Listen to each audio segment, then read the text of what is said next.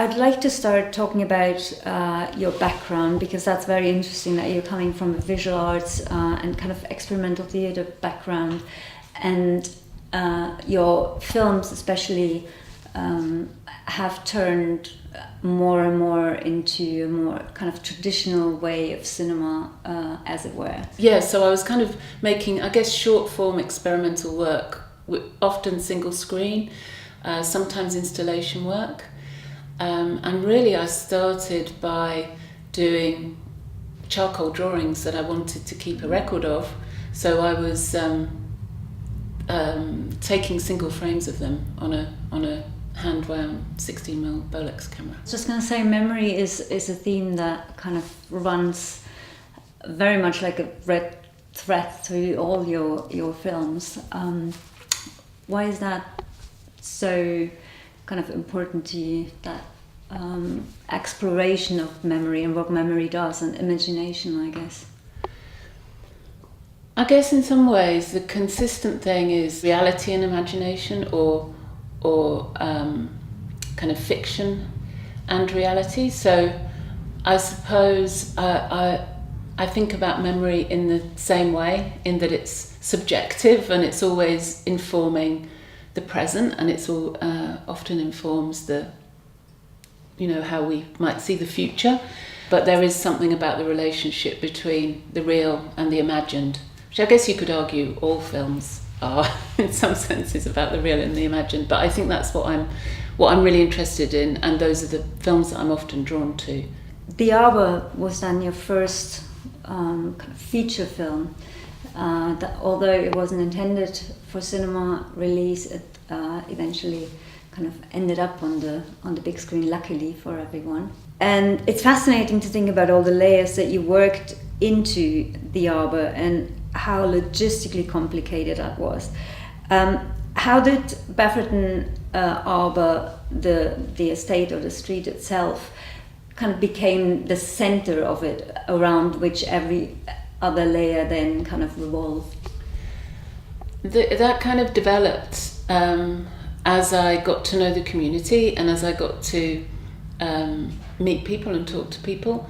So, in fact, the first person I ever met who lived on Bafferton Arbor was a boy called Matty, and he was the inspiration for the boy at the centre of The Selfish Giant. And then through meeting him, I then met Andrea's Dunbar's sister, Pamela Dunbar, and it was through meeting her that I realised just how autobiographical Andrea's play The Arbor was. When we were kids, we never knew what she was doing, but she used to stay up late and just write and write and write and write. It was an extraordinary first interview with a writer, because she'd never been out of Yorkshire before, never been in a theatre. Dear Max, I'm sending you the bit of writing I've done. It's not much really. That's because I've had to take Lorraine out of the nursery.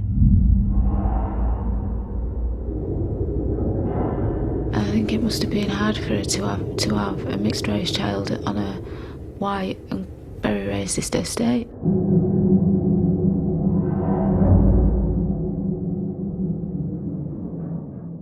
It's a true story film with actors lip-syncing the voices of the people whose stories they tell.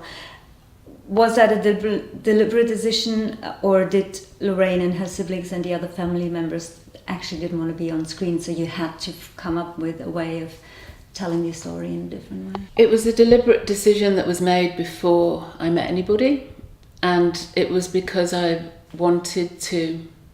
It was a formal experiment in a way, to see what would happen if you took the techniques of verbatim theatre and you applied them to film. And verbatim theatre is a kind of documentary theatre, but in a way, because it's in the theatre, you're always aware that you're watching something constructed. And it seemed to me to be important that you remind an audience that they're watching the retelling of a true story, and that inevitably in that retelling there are going to be different perspectives on what the truth is. So that's why I wanted to do it. And I think it also made the interviews more intimate, that there was no camera. You recorded those interviews over a period of roughly 2 years. Was that during that process that Lorraine became sort of the main focus and main lead character of the film? I had, I think, like 90 hours of audio interview, and as the editor and I kind of constructed the film, constructed the story, it became clear that it was really Lorraine was the spine. It was complicated weaving all of that together. I'd have a lot to say to her.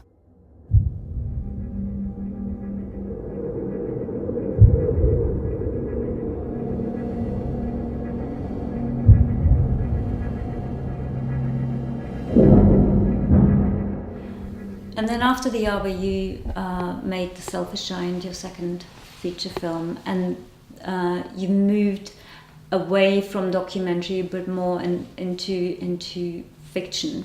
So it's a work of fiction. It's very informed by observation. I guess teenage boys don't really want to reflect on their experience because they're kind of busy getting on with it. So I spent a lot of time talking to his mum, and a lot of time in scrapyards and kind of observing the world very closely, his world, Matty's world, kind of getting involved in his world in order to write the film.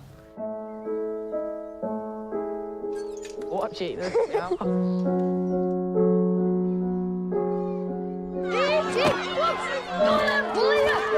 You've been excluded permanently. Sick? I read somewhere you said the film was born out of your anger about young people.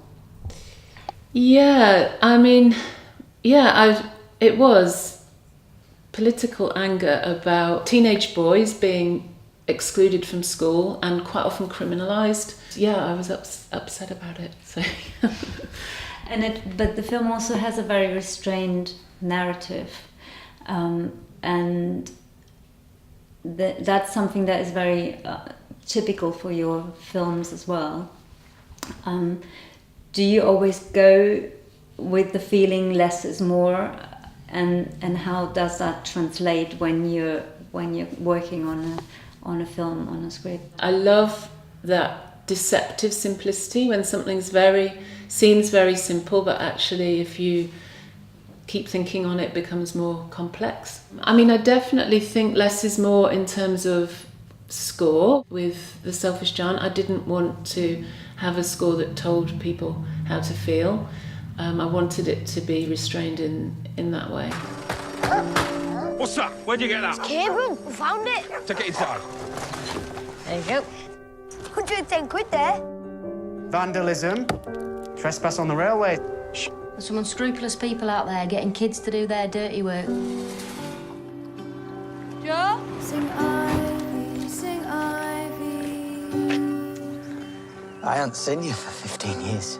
I'm here now. What good is that? Sing Holly. Alice?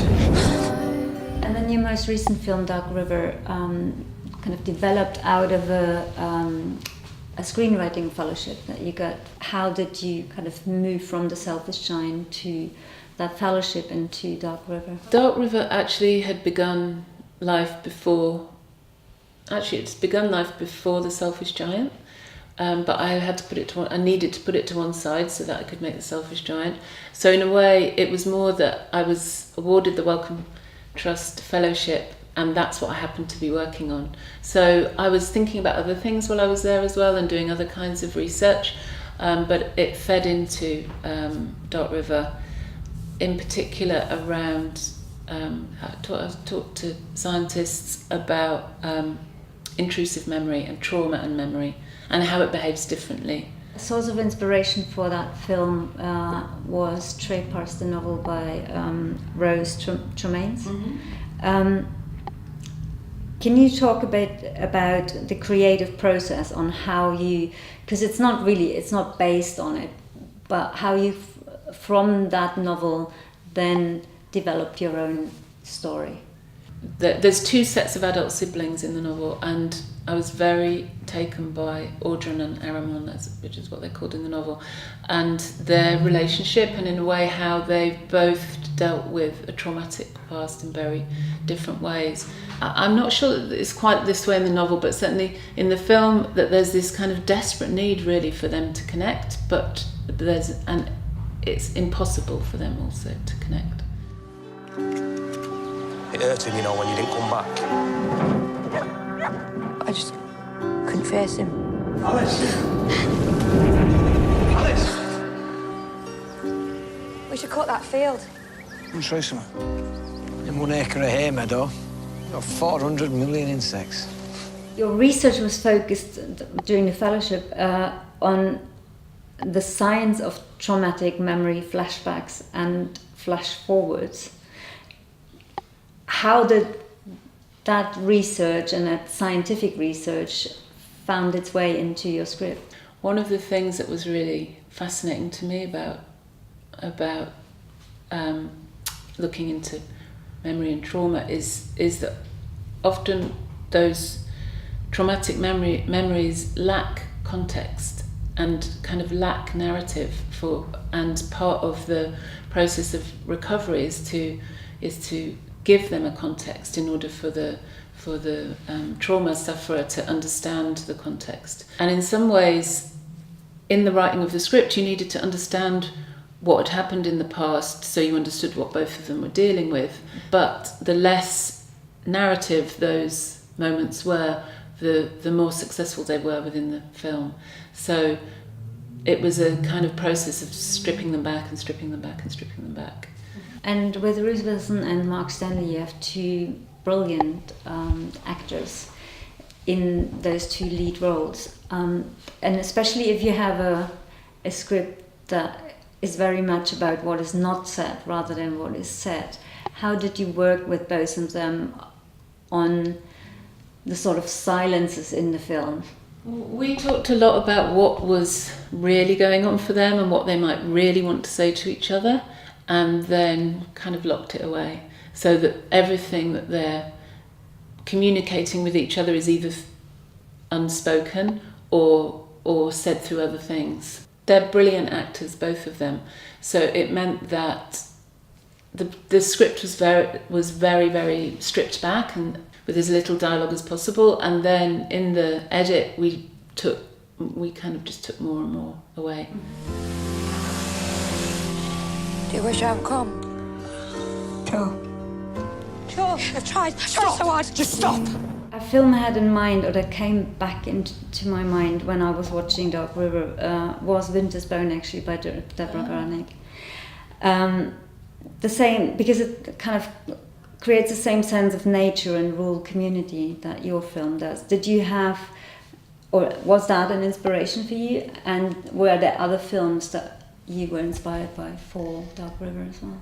I love Winter's Bone. I think it's a brilliant film. That was an inspiration, and this really wasn't an inspiration on Dark River, but I kind of put it together in a way with Winter's Bone is Strozek by Herzog, where you get these amazing moments where it's this within the fiction, but that there's something that's kind of documentary-like is happening. There's a guy who pulls out his tooth in a garage, and that guy's really pulling out his tooth. How's it ever gonna work? You're scared! When you're making films yourself, when you're still kind of in that process, like what kind of advice do you give your students in terms of how they make it in the industry these days? I guess it's, find something that you can't let go of, that you can't put down, and you might not know why, but if you kind of feel this compulsive obsession to explore something, then run with it and go with it. Yeah, I mean, I think it's probably very different now in lots of ways from when I started out, because I think you can get hold of equipment and you can make things and kind of get them out there. You're seen as one of Britain's, if not cinema's, most relevant female filmmakers. how do you cope with that responsibility? That's a funny question, because I guess I've never thought of myself being that. And I think when I was making The Arbor and when I was making The Selfish Giant, I didn't think about that at all, about gender, and then about my gender, you know, being a female filmmaker. And I suppose I get asked about it a lot, and then it makes me more conscious of it. And I suppose it's really important that there are female auteurs in the cinema. You know, bring it on, we need more. so that I'm not a woman director, I'm a director among many women directors. I'm sorry! I'm sorry! I was trying to protect you.